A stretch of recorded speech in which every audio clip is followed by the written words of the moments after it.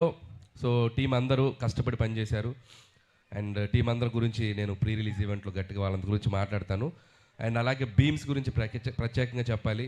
So ఒక్కొక్క song మీరు ఎంత సెలబ్రేట్ చేశారు. మీసాల పిల్ల సాంగ్ యూట్యూబ్ని షేక్ చేసింది, 100 మిలియన్స్ పైగా ఇంకా బాగా వెళ్తుంది. అలాగే మన శశిరేఖ సాంగ్, అలాగే మొన్న వెంకటేష్ గారితో వచ్చినటువంటి సాంగ్ పండగ సాంగ్. సో అన్ని సాంగ్స్ మాస్కి అటు అందరికీ, ఫ్యామిలీస్కి, పిల్లలకి అందరికీ నచ్చుతున్నాయి.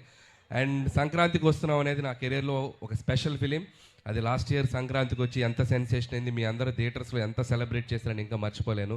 నా ఎయిమ్ ఒకటే, సంక్రాంతికి రావటం, మీ ఇంట్లో ఏదో భోజనానికి వచ్చినట్టు మీ దగ్గరికి రావటం, మీరు నన్ను హ్యాపీగా, మీరు నన్ను ఆత్మీయంగా పలకరించి మీ ఆశీస్సులు నాకు ఇస్తున్నారు.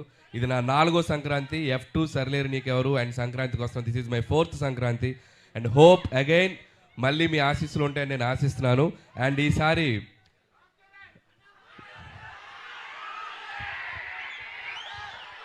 రామ్ చరణ్ గారిదా